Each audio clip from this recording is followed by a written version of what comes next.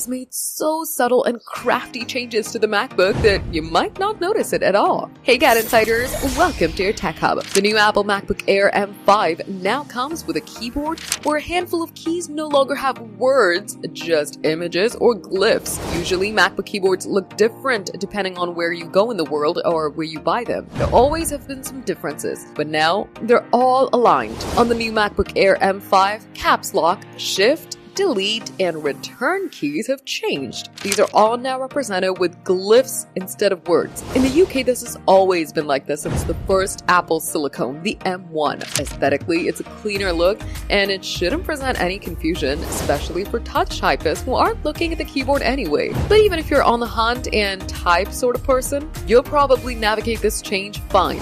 As well, since these glyphs are all based on the virtual keyboard of iOS. Delete, caps lock. It's the same as the iPhone on the new MacBook Air. It's the same for the return and shift keys as well. It's not a big deal or the kind of change that will impact your laptop buying decision, but it is interesting to see how Apple always keeps minimalism in usage and design decisions.